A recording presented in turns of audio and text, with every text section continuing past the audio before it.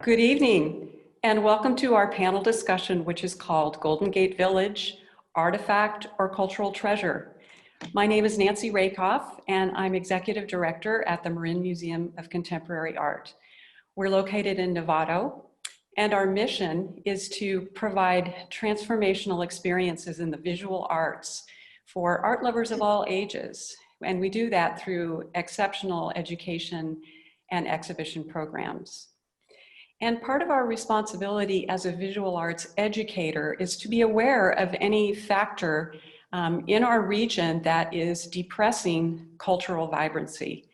So in solidarity with others who are calling for social justice, we thought it would be a good idea for us to take a look at our own region and see whether there was an issue that we wanted to share with our followers and explore together. And the issue that we chose is housing inequality.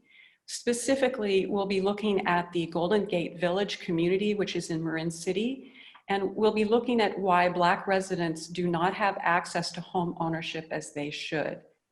In order to discuss this together, I've got three wonderful leaders from the community, and they are tireless workers to ensure housing equality, cultural vibrancy, and social justice. So I'm excited to introduce them to you. First, I'd like to introduce Royce McLemore. Royce is president of Golden Gate Village, and there she is. Hi, Royce. She's president of Golden Gate Village Residents Council, which was founded in 2005, and is the legal entity that represents the residents of the village. They have written a plan for their housing, and you're going to hear about that tonight. Royce is also president of and co-founder of the WHAP, which stands for Women Helping All People. They run an educational and family resource in Marin City, which operates a school. And not surprisingly, in 2006, Royce was inducted into the Marin County Women's Hall of Fame. So welcome, Royce. Thank you for inviting me. Great. And we're also really excited to converse with Angelica Ekeke. Angelica is a recent graduate of UC Berkeley, and she has her master's in documentary film. Hi, Angelica. Yeah. She is multi-talented. She is an immersive photojournalist, a filmmaker. You're going to see one of her films tonight, a composer, and a singer. She is trying to bridge art and journalism, and in that pursuit, she's created a style of documentary unique to her, which she calls visual symphonies. Angelica also spoke alongside Deborah Santana recently at an event sponsored by MOAD. That's the Museum of the African Diaspora. So welcome. Thank you. And finally, we'll be conversing with Oshalla Marcus. And Oshalla grew up in Golden Gate Village, and she's a founding member and director of MC Arts and Culture. So Oshalla, we'd like to see your video now, please, so we can meet you. Okay. Yeah, here she's coming on. So MC Arts and Culture is a membership group of artists, educators, and entrepreneurs. She's also the founder and co-director of Segment Community, which is a collective of wellness professionals.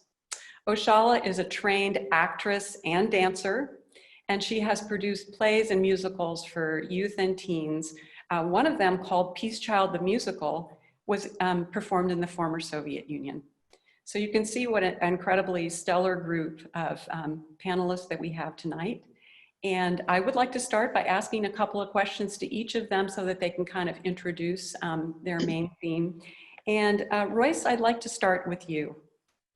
So Royce, being the grand dame of Golden Gate Village, I wondered if you could give us a little bit of history about the village and explain why it is that Black residents of Marin County have not had the opportunity to become homeowners. Well, it's a multifaceted question. Golden Gate Village was actually built because Black people could not buy within Marin County, buy homes within Marin County. After the war, the county wanted all Black people to go back where they came. Well, they didn't want to go back because they were here and they had jobs and the money was good. And so they said, we're not going back. And so there was a tug of war. And finally, the county realized, but thank God for Vera Schultz, who went to Washington and obtained the property to build Golden Gate Village as permanent housing for Marin City. Now, I must say that during that period of time, even to this day, there are still, it's redlining going on to this day. Only now it's under the guise of affordable housing, as well as covenants on various deeds within this county, which state you cannot sell to a Black person. So that's why we were able to remain here and become a predominantly Black community. Well, we were a Black community until gentrification set in. Mm-hmm. Can you tell us what the Residents Council is advocating for right now? Because I think you're at a flashpoint where you've got a proposal. It seems like the right proposal, and there's resistance. So would you tell us what the Resident Council is doing right now? Well, 2013, the Resident Council developed before we were even a Resident Council again, you have to say that because of our voice and what it means, past administrations of the Housing Authority actually illegally evicted us and took away our right to vote. So we had to go to federal court, and in 2014 and prevailed.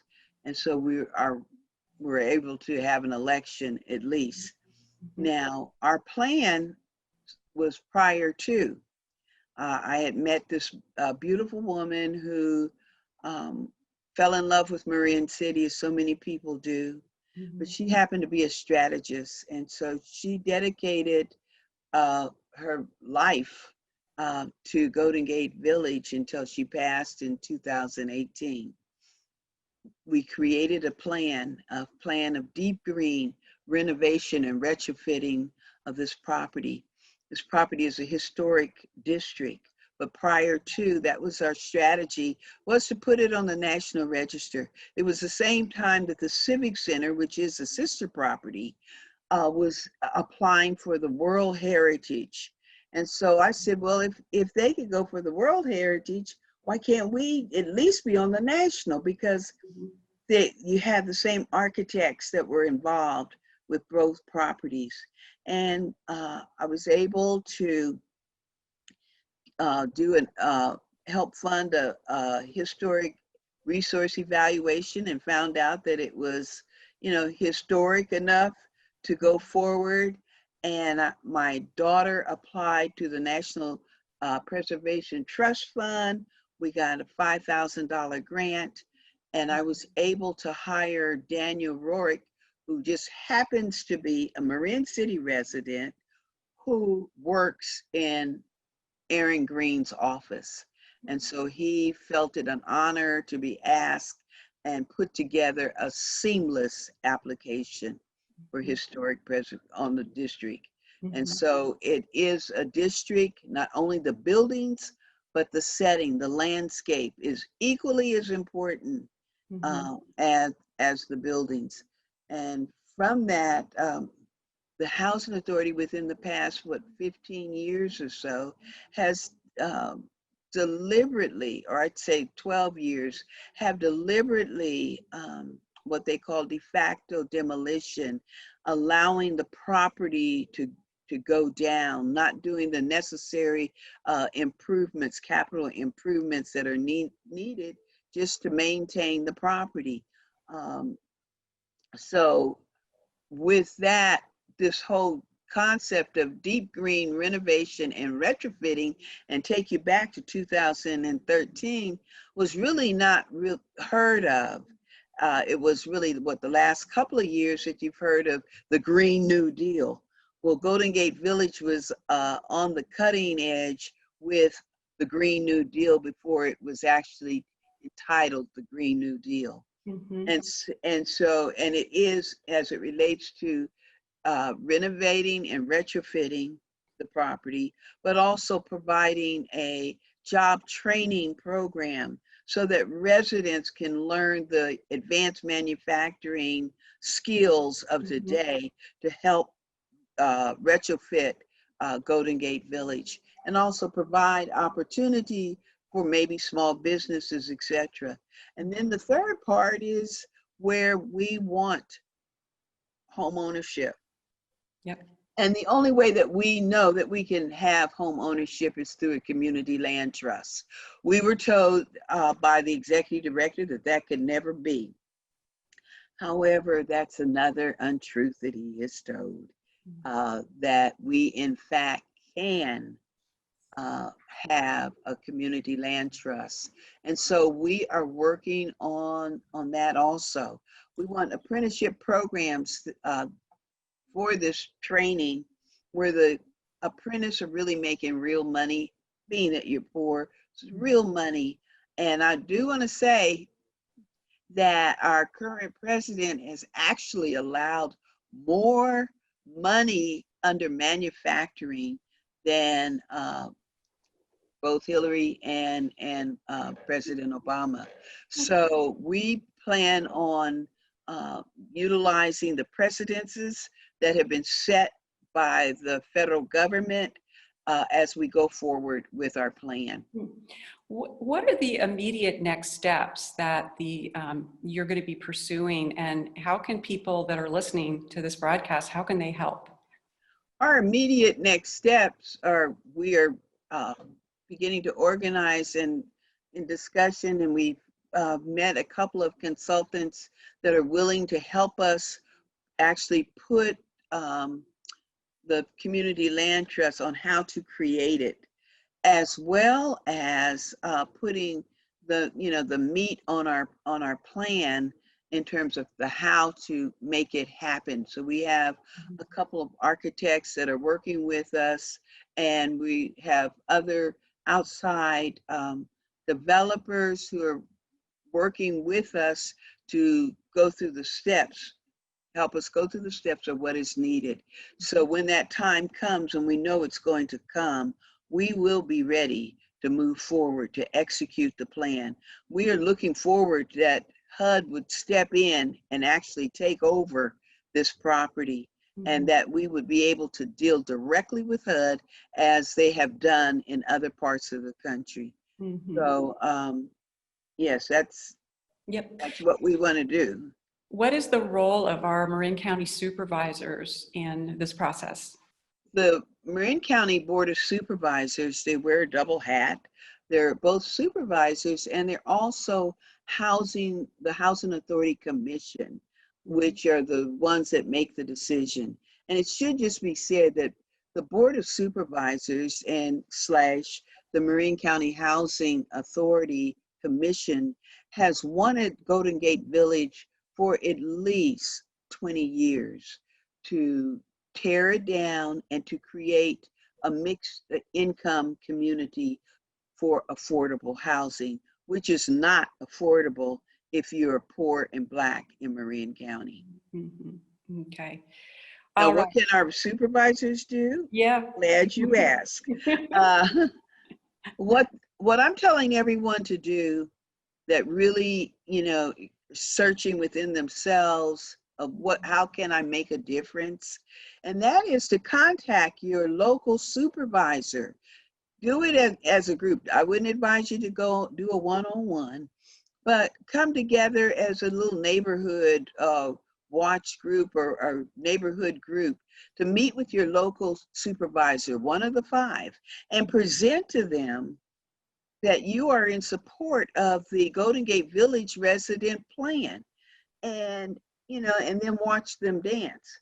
But then you let them know you're really serious and about business. And if they can't give you straight answers, let them know that the people, power is still to the people. You have an opportunity to recall our Board of Supervisors, because that's their, professional politicians, and that's the only thing that they will recognize and respect is the vote. So if they know that people are going to really organize and come up against them because of this, it'll be a change board of supervisors. We could look at what happened at Marinwood some years back when Susan Adams was the supervisor and wanted to pursue affordable housing in a little strip in Marinwood. And you would have thought that she had declared World War VI on Marinwood, the way that the residents came out in numbers. And to make a long story short, she did not get reelected. So there's power in that. And so I'm urging, you know, it's going to take more than a march. It's going to really, unless you're going to march up to the Board of Supervisors offices and demand change. Okay, all right. Well, Royce, thank you very much for getting us oriented. And, you know, a lot on a go-forward basis is going to hinge on effective communication. And that's where our next speaker comes in, where art and journalism intersect. And so I'm delighted to call Angelica up on the video screen. And thank you, Royce. We'll be back to you with questions. So Angelica, we don't see you, so perhaps you could turn on your video. And I see you turning on your mic. That's good. It says that my video is disabled. I said that. It says the host has disabled it. Okay, hang on just a minute, everybody. We're going to get Angelica's video up and running. Okay. You know what, Angelica, while we're getting your video up and running, let's just talk. There you are. I'm here. Yeah. Thank you. Yeah, he let me in. You look terrific. Thank you. Thank you. Let's talk about how did you meet Royce, and how did you decide that you wanted to do a deep dive into sharing the struggle for housing opportunity in Marin City? Well, thank you guys for having me. And although I can't see the audience, I just want to say hi. So I, like Nancy said, I am a recent graduate from UC Berkeley School of Journalism. And I was actually in Germany, and I lived there for 6 months, and I was doing some reporting with the Pulitzer Center on Crisis Reporting. And I had come back, and I planned to do my thesis project on Nigerian refugees in Bavaria, Germany. And I had come back with that idea, and when I came back, one of my professors actually told me about, she was from Marin, and she told me about this town and, you know, a little bit about the history.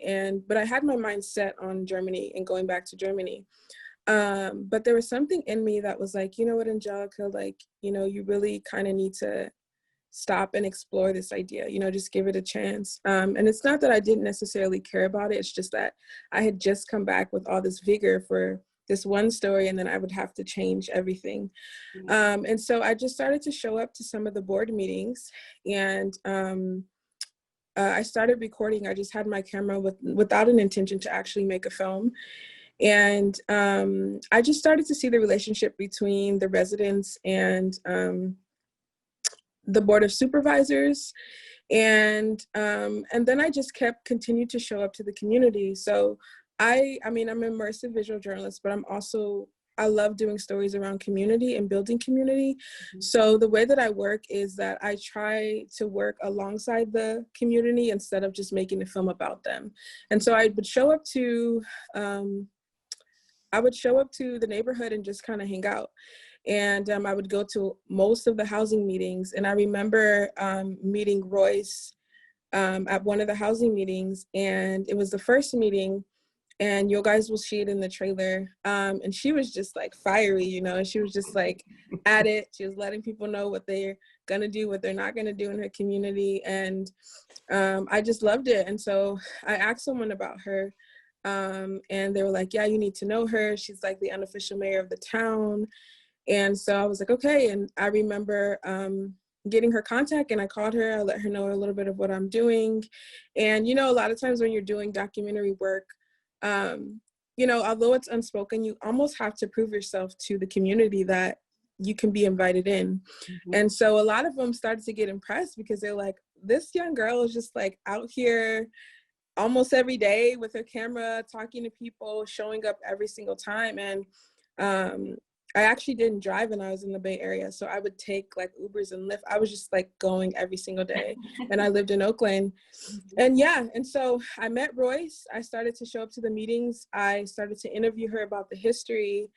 And after that, it's been kind of like we have, you know, both, I wouldn't even call it a professional. It's more like, you know, I'm a filmmaker, but I'm also like, you know, a friend to Royce, and I acknowledge her as an elder and an anchor of the community. So yeah, that's a little bit of how I stumbled across the story.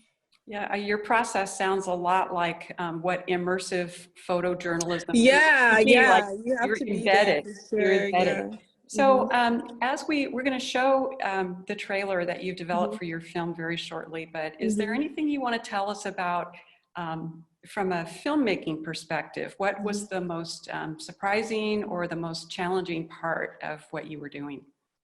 Yeah, well, I mean, I don't know, you know, if the audience knows this. I mean, a lot of people, what I both picked up from working there is the stereotypes of Marin City and what the actual city is. And so at the time that I show up, they were going through a desegregation order, then there was Golden Gate Village, and then they had like policing issues. It was like all of these things that I would document. And then I started to talk to Royce about the history. And when I understood the history, I understood why the things were going on in the present day. So I don't know if a lot of people know, but it was actually the first integrated housing project in the US. And it was because people came to work on the shipyards. And so to me, that kind of stuck out. I was like, wow, this one town is so rich, you know, with so much history. Mm-hmm. And then I began to see, I mean, I didn't honestly, and just to preference the trailer, and you'll see it a little bit in the intro, the film kind of is like I said, because I'm an immersive journalist, I'm almost inserting myself a little bit. Mm-hmm. And so you'll kind of see a little bit of my thoughts of Marin City before I get there. But I didn't even know that Black people were in Marin. As a resident of the Bay Area for 8 years, when somebody told me there were Black people in Marin, I was just like, what? Like, I was so like, I was so taken back. And you'll see that in the trailer.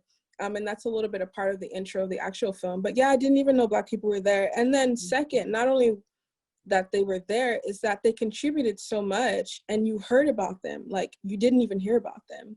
Yeah. And so that is what really stuck out to me. And just to almost see the relationship with, I don't want to say, I guess the outsiders, the town was very, very, when I got there, I was like, why is everything so close together? And I realized that because this town was redlined, it was very much like, you guys are here and we're over here and we don't want you to come outside of this. And so I picked up on the structure of the town. And then when I understood the history, I understood everything that was happening in the present, which is like, you know, the historical present, like everything that we are struggling with now comes from something. So yeah, that's a little bit. Well, okay. Well, now, so we're dying to see a portion of your work. So we're going to roll the film, and audience, what you're seeing is the trailer for the full film, which is not completed yet, but maybe you can help her with completion. So let's see the film. Cool. Marin County,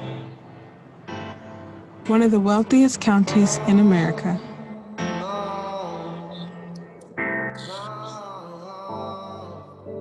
Known for its beaches, beautiful trails, luxurious boat community, money, more money. Did I mention? Okay, you get the point. Am I missing anything? And Black people. Hold on, I had to find this out for myself.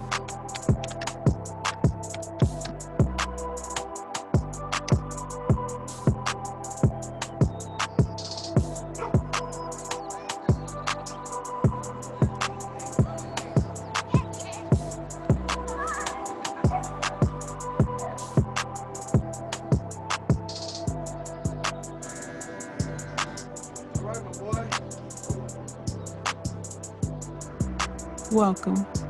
The city is kind of like one big family. Yo.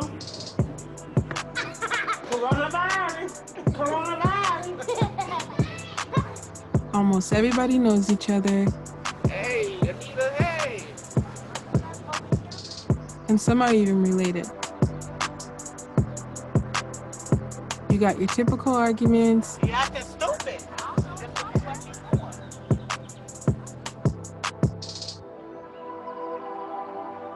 And then there is Royce. I like to think of her as a modern day Harriet. I'll let her take it from here. The County of Marin wants this land by any means necessary.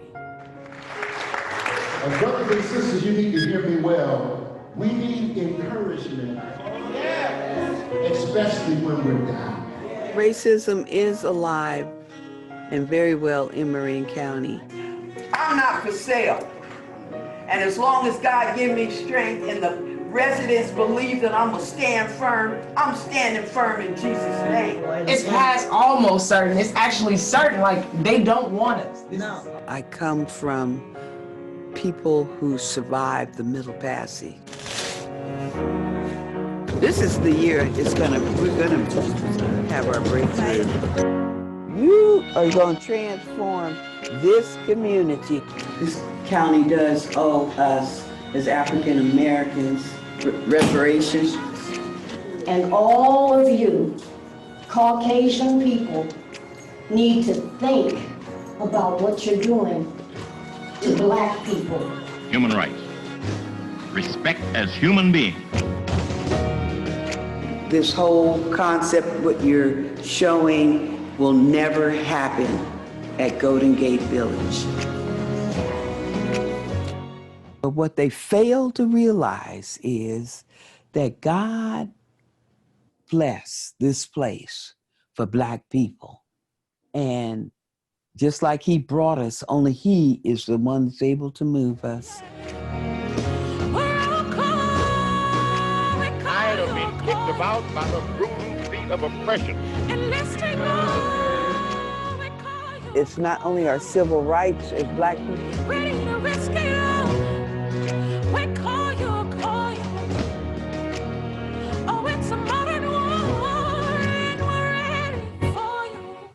Period.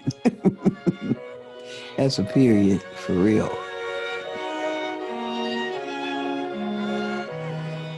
You will never leave us empty-handed, so we trust you beyond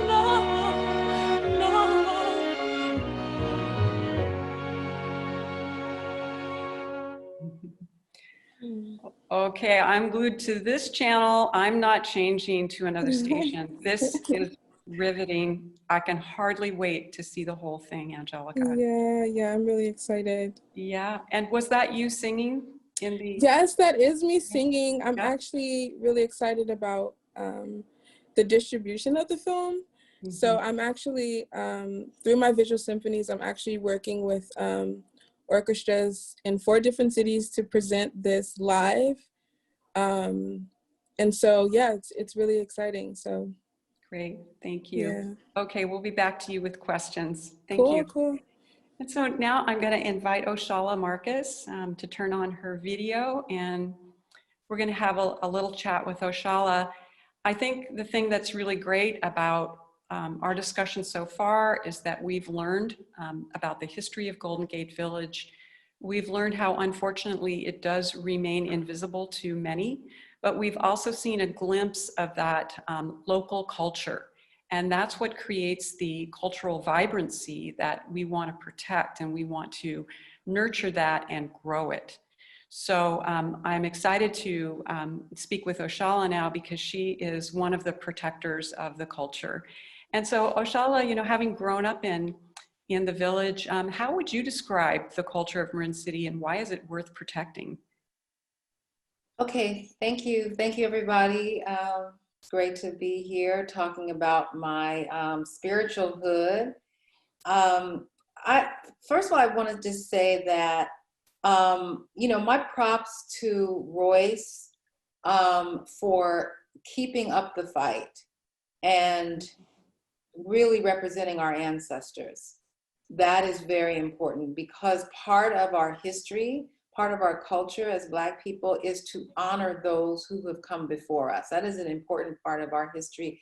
And when you hear in modern day politics feeling like it's okay, let's just erase what has gone on and focus on all the good things that have happened in America. I don't think anybody, if someone came and massacred your whole family and took away your house, that would ever be okay to not remember that. Not to say that you're going to bemoan it every day, but culture, arts and culture allows us to be able to keep our history and culture alive and be able to share it in a way that is palatable.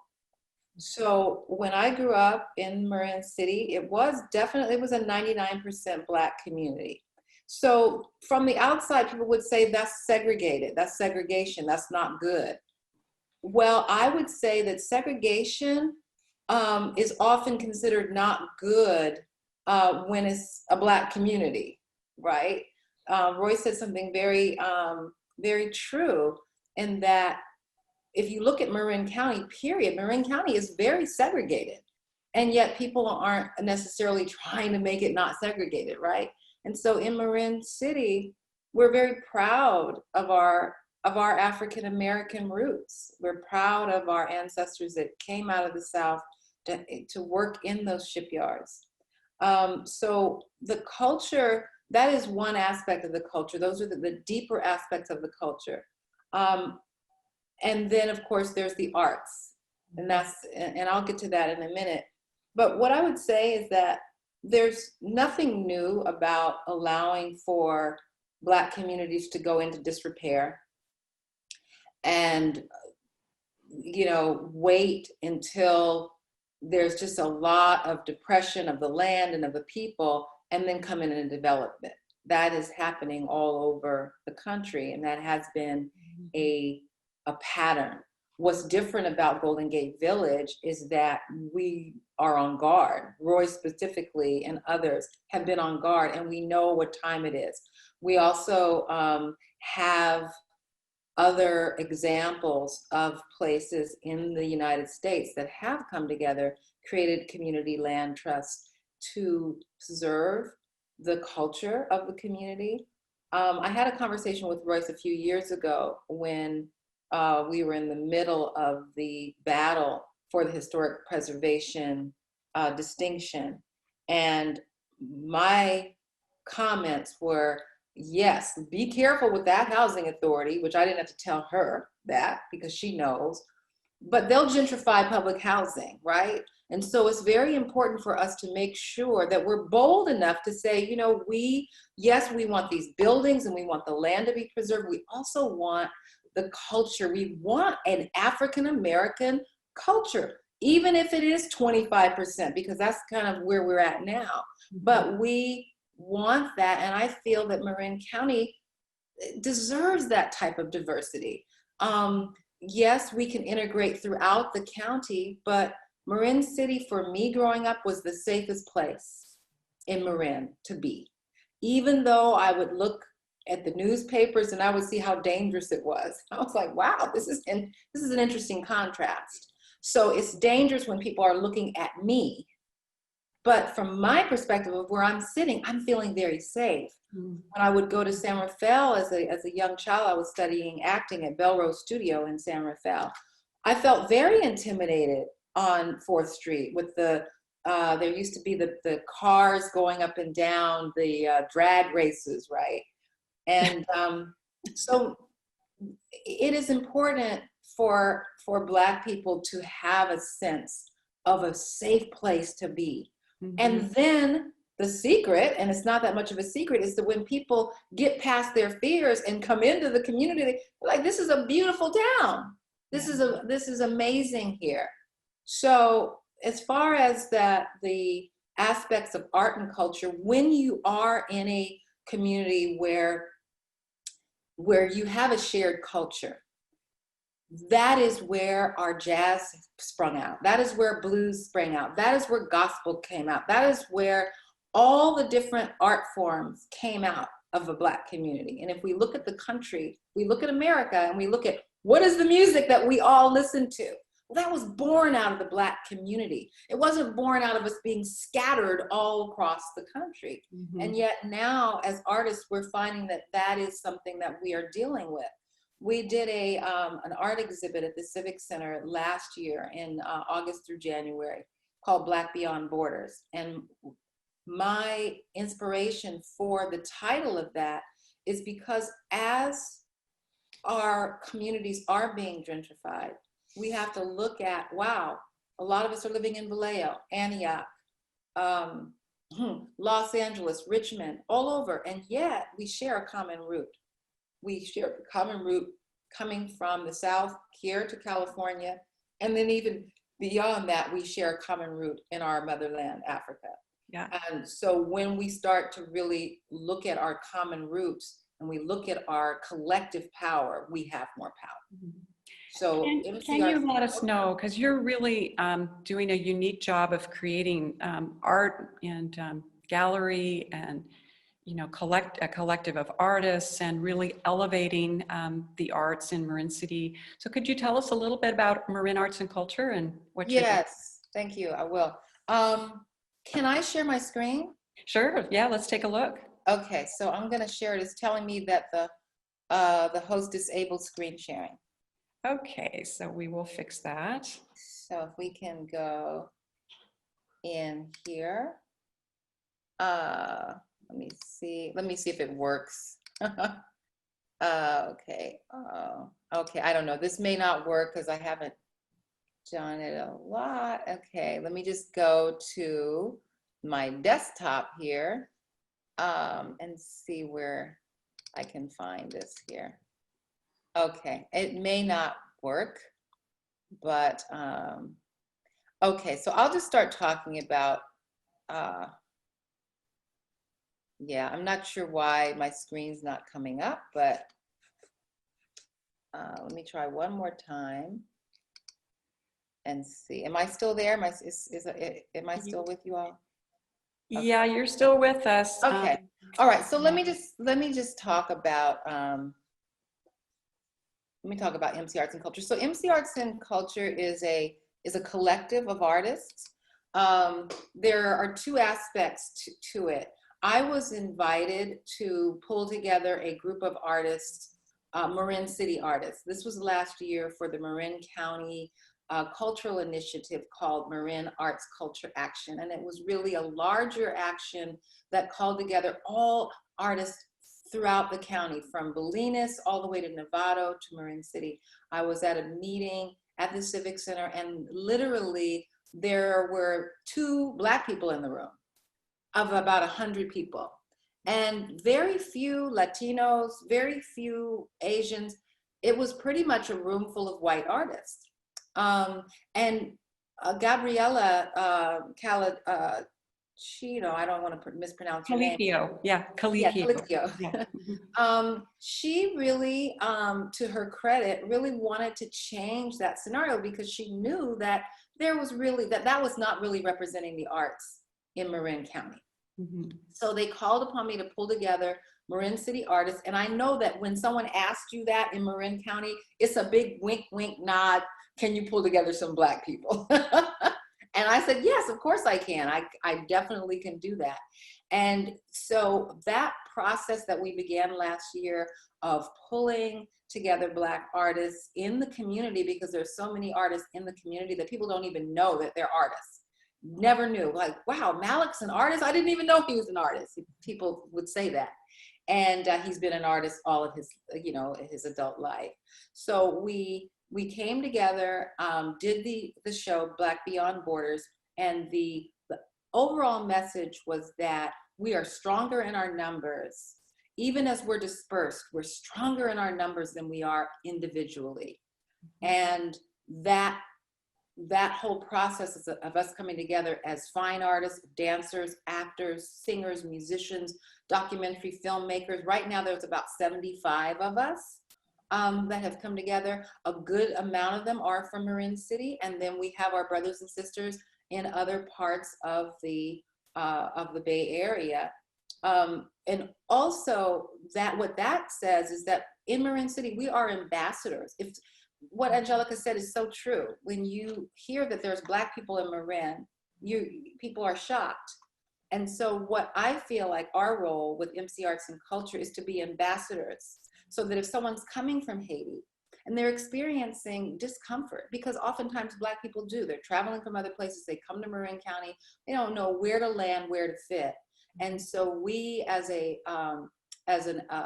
Black African diaspora, collective of artists, embrace people coming in. And at the same time, given that we have our strong cultural identity, then we're able to, from that strength, we're able to work with other communities. Because we have some pieces of art in the gallery that were not allowed to be hung up at the Civic Center, or that wouldn't be allowed to be hung up in other places.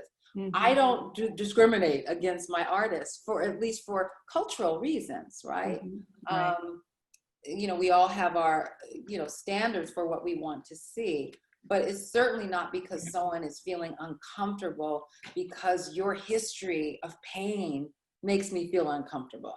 Yeah.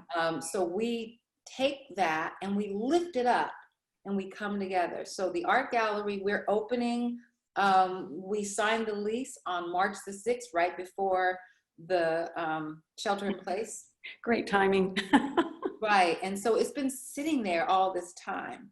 But the good news is that because we're a collective, all 7 of us in the collective, because it's a fine arts collective, have been able to keep it going. And we're going to be opening on October the 17th with a grand masquerade ball. I thought, you know, how can we make lemonade out of lemons? If you have to walk around with a mask all the time, what would be the best way to open our gallery? Oh, okay, let's do a masquerade ball. That's what we as artists do. Great. Can I ask you, you said something to me previously that really inspired me. You were talking about how artists should be at the forefront of leading us out of the social isolation we're all experiencing because of the virus, and that artists can be leaders for that problem, but also just to be able to address and move our progress forward in social justice. So how do you see that playing out in terms of your collective? Well, the masquerade ball is a good start with that. It's a way for people to come out. First of all, you know, habit is very big. It takes 28 days to break a habit. We've been in a certain mindset now because of COVID for 6 months. And whether that is being afraid, or whether that is being used to wearing a mask so much that now you're wearing it in your car, right? When you don't necessarily need to. It's a habit. And these habits aren't, maybe the habits when they first start are protecting us, but over time, habits, just like fear, there's a habit of being afraid. Ultimately, those habits don't serve us. So yes, as artists, we can make coming back out a little fun, some beauty in there. We saw Angelica's documentary. The opening was beautiful singing, right? So art sweeten everything. So so part of us helping to midwife, being able to, the last time I checked, we're all still human. We all have flesh. We weren't really designed to be 6 feet apart all the time. Otherwise, no one would be born, right? And so I think we have to really, as a society, start to ask ourselves these hard questions, because the country's very divided around these issues right now. What is going to make you feel safe around this person? And how can we engage in those conversations without it breaking out into a political fist fight? Yeah. I feel that looking at a painting, dealing with these issues, listening to a song, dealing with these issues, go a long way. And dancing on the dance floor together, because we're going to have a Soul Train line, and it will be a 10 feet apart Soul Train line, because we got to have room to dance. We can say we need the space to dance, not necessarily we're going to be social distancing. We need some space. I need some space to spin around and kick my legs up in the air as we go down that Soul Train line. showing off our Wakanda Mardi Gras mask and costumes. Oh, sounds like So, yeah. so much fun. Well, thanks so much, Oshalla. And you mentioned questions, and actually that's a great lead into the next part of our time together. Is I'd like to ask all the panelists to turn their videos back on and come join us, because I'm going to read some questions that have come through from the audience. And during this time, I'd also like audience members to go ahead and type in additional questions, because we'll take as many as we can. So this first one is from Marilyn Geary. Marilyn, I hope it's okay that I used your name. And her question is, how immediate is the threat to Golden Gate Village? What is the county's next step, and how does the timing of the land trust fit in to the actions of the county? So that's kind of a multifaceted question. So I guess I'd like to ask Royce to give that a crack, and anybody else who wants to join in is welcome to do so. Royce? Well, number one, Golden Gate Village is a National Historic District. So with that being said, it's not going to happen, because one of the things that with any historic district, you have what's called the Section 106 review.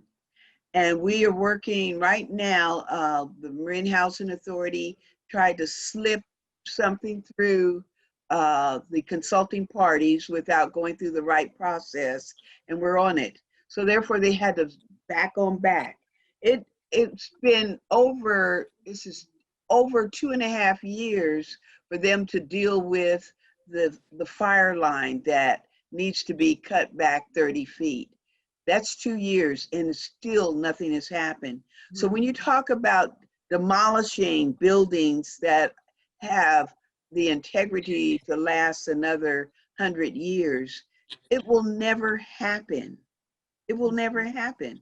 And so therefore you're going to end up, in court, etc. But while they're doing them, we will be doing us. And yes, we are waiting and strongly believing that with every vision, there is a provision. And once we get that provision, that money talks. And when we get that, we'll have our plan, and then we're ready to go straight to HUD and bypass Marin County. Okay. Anybody else have any comments on that question? Angelica? I think Royce covered it. I mean, I go to her for that as an expert. So. Oh, okay, good. I saw your finger, and I thought maybe you were raising your hand. No. I was just looking at the questions and just exploring. Well, yeah. Actually, I have a question for you, since you're talking. The questioner is curious about what are the steps that you then have to go through in order to complete your film and get a distribution arrangement, because clearly the more people that can be exposed to the film, the more understanding and empathy there is going to be. Right. So like, as you mentioned at the beginning of the talk is, I created visual symphonies because I felt like there was a lack of kind of human connection and empathy among storytelling in general. So my background is journalism. And so in journalism, we are very, at times we can just tell stories over and over again. And I feel like sometimes, we as human beings can become desensitized to some of these issues. And so for me, I was like, I wanted to be able to use all of my gifting to tell the stories about the people that I care about. And so I was exploring, how can I use music as a means of reporting? And that's how I was able to combine my visuals and music. And then when I perform it, there's a live orchestra, and then the film is played behind me. And so my intention for this film, just like all the rest of my work, is to build empathy around it, because to me, the reason why it stuck out to me, because it's not only, it's a Marin County issue, but it's also historic, meaning that it's a national issue as well, right? And it's also a reflection and a metaphor for how African Americans are set up to fail in our society. And so this is just a very living example that we can see in the present that's happening, because a lot of Black neighborhoods have already died, but this one is in this middle point, right? And you can see the tension between the residents and the Marin County. And so people can actually fully understand in the present, like, this is what happens and what has happened to most of the Black communities. And so, yeah, my intention is to, like I said, partner with 4 cities. So it's Oakland, Los Angeles, Chicago, and New York. And we're already just in discussion with the Oakland Symphony to possibly present this film next year. And so the idea is to do a small tour with this film. And I will have, you know, the musicians that perform with me. And I will preface my presentation with a little bit of data about this town. And so I'm really excited to really see how the film is really accepted and viewed, because one of the other intentions of mine is to kind of use this medium as a layered tool to kind of dismantle several industries. So the classical music industry, for instance, out of 1,200 orchestras, there's only 2% of Black musicians. And so it's a way for me to bring in more stories that will bring in people that don't necessarily go to orchestras, because you know, whether they don't believe it's them or they're purposely kept out of it. And so this medium for me is very special in that I get to tell the stories that I want to tell about the people that I care about, and reframe it in a way where their history is being clearly told. This is like one of the first films that actually acknowledges the Black workers in the Marin shipyard, and in a full kind of way, you know, and in a robust way. And then it's also a way to really document our civil rights leaders. And that's how I look at Royce, is she is a leader and an elder in the community, and to document her present day journey, you know. And there's footage in the film from 60 years ago of Royce doing the exact same thing, so that she's doing today. So I'm very excited to see where it goes. Okay. All right. Yeah. Thank you. Yeah, we are too. Yeah. And I have a question for Oshalla. And so you mentioned that your collective includes 7 artists, and I'm sure they're very accomplished and very serious about their work. And so the question is, how can they be supported? What is really needed to make an artistic profession viable, and how can we help with that? So let me, so thank you so much for that question, because that's a very important question. First of all, there's 2 aspects. MC Arts and Culture, we have 75 members. And then the collective fine artists with the art gallery is the collective. Okay. So there's two different things. I'm always recruiting new artists. Angelica and I were just talking about that last week. Always recruiting new artists of the African diaspora to come into MC Arts and Culture. But the collective, the art gallery that we're in the shopping center, can be primarily supported by purchasing the art from the artists. We are setting up I think it's the very first gallery of arts and accessories of the African diaspora in the art gallery. And so those are the main things. And of course, you can always donate. If you go on the website, mcartsandculture.com, if you type that in the chat box so people can maybe be going to it while we're talking, mcartsandculture.com. But yeah, it can be supported. And then I just want to support Royce, what Royce is saying with the Community Land Trust. As we talk about the brilliant idea of having this manufacturing hub, partnering with the Green New Deal, as we get these community land trusts, and as we have manufacturing hubs, we can also have artisan hubs.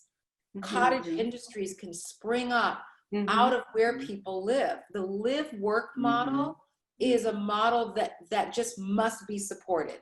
And that's not just for our community, that is just for artists in general. In Marin County, so many artists have moved out because they just can't afford to live there. So many people that consider Marin County their home commute into the county because they just can't afford to live there.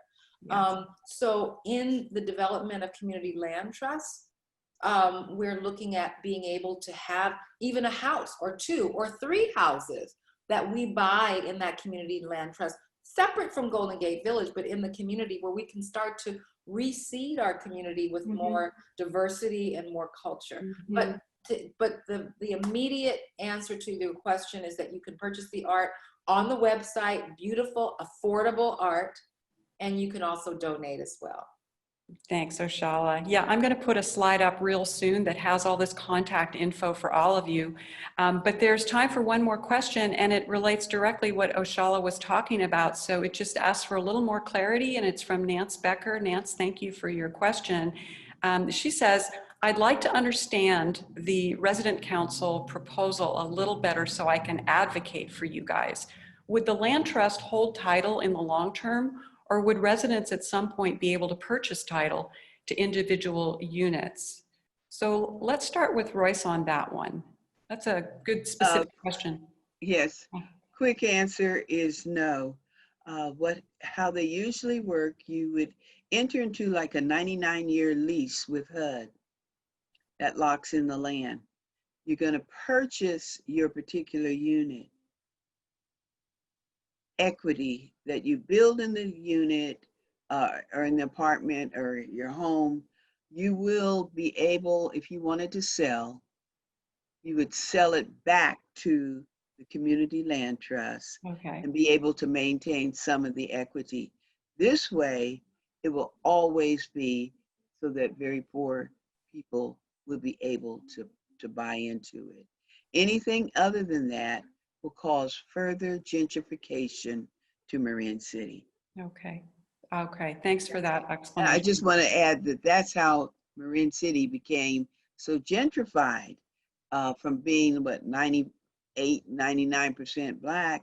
But when Black elders passed on that were homeowners, property owners, their children sold at high prices, and only white people was able to afford to buy, and so that's what happened. Gentrify across the nation as well. Okay. And we can't underestimate the role of the crack epidemic in many of those houses being sold. That's right. Look at Iran, Contragate, and that whole diabolical triangle that was happening. That's right. Similar to the opioid crisis in the Midwest right now, but we were treated very differently in that. So people were desperate, and a lot of people sold their homes that maybe would not have normally sold their homes. So again, the community was very depressed, economically, socially, and emotionally, very vulnerable. Right. So we lost a lot of land. And yeah, we can take personal responsibility for that. And that's what we're doing right now. That's right. Absolutely. Well, I think your community should feel grateful to have so many capable, experienced, and effective leaders right here tonight. And I know there are others in the community, but I certainly feel very enriched for having had a chance to talk with you all. And I'd like to put up the slide that gives the contact and how you can help information for all of the organizations that we've talked about so far tonight. So for the Golden Gate Resident Council, you can see the website there. And it's a great little website. Click on Get Involved and you can donate. You can sign the petition. I did both of those things. And then as Royce said, you can write your supervisor. And it's really important that your supervisor know how you feel about the issues. Can I just add one thing? Sure. Please, real quick. And that is on our website, go to Truth or Spin. And that compares what the Marin Housing Authority, what they propose, and then the truth behind it by the resident council. That's a very strong piece of information. Yeah. That makes it quite clear. That's Truth or Spin. It's a tab, and there's also a great tab that just talks about the pure history of the World War II construction effort and the development of the village. So it's really a good website. And then help Angelica finish her film. So she developed her GoFundMe account, and you see it right there, gofundme.com/F/Marin City, the Visual Symphony. And she's also got other musical properties out there. For example, you can purchase her new single, which is called Modern War, on a variety of musical sites. And if you have any other questions or ideas for Angelica, that's her website there, oneworldjournalist.com, and you can reach her through the website. And then for mcartsandculture.com, it is another great compilation of everything that Oshalla and the collective and all of the plans for the gallery and the events. And you can go there, you can actually see pictures and bios of the artists and really get to know the community well. If you're an artist, you can become an artist member. And if you're not an artist, you can certainly help by donating and stay in tune to understand the events that are coming forward from MC. I just want to say one thing, Nancy, it just in regards to that original question, what people can do that could be a real fun way to support right now is to buy a masquerade ball mask, a Wakanda Mardi Gras mask. And if you don't plan to come to the event, you can still go to our online store, purchase a mask. We're selling masks all the way from $5 all the way up to $100. Oh, great. And you can purchase it, bring it and wear it, or you can, just put a note in there saying, I'd like to donate this mask to someone who can't afford a mask. I love that. That's great. Thank you. Thank you so much for that. And so I don't want anybody to disappear quite yet because we have something very, very special to close out our time together, and that is Angelica singing. She is singing her own original musical composition, and it is part of the soundtrack for the film. And so this is a couple of minutes, and we would love just for you to meditate, reflect on what we've been talking about, and listen to Angelica. Here she is.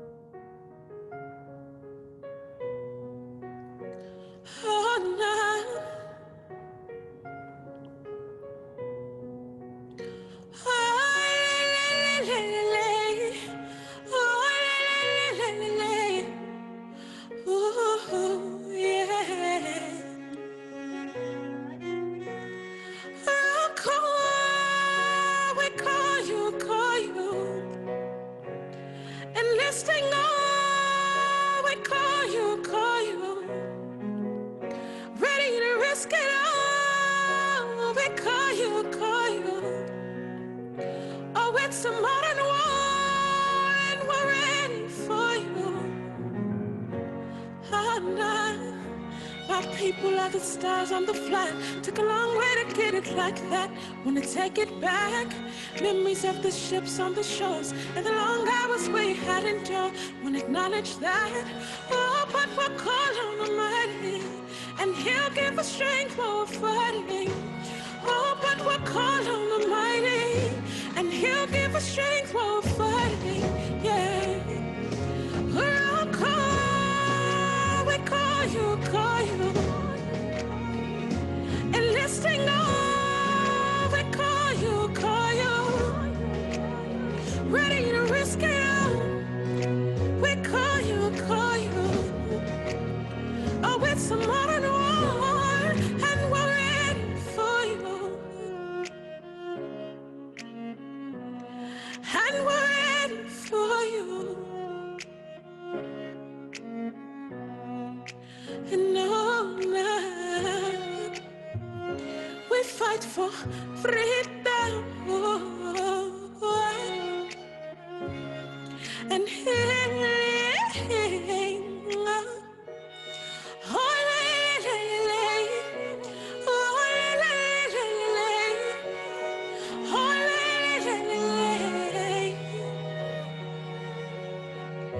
You will never leave us empty-handed, so we trust you in the unknown.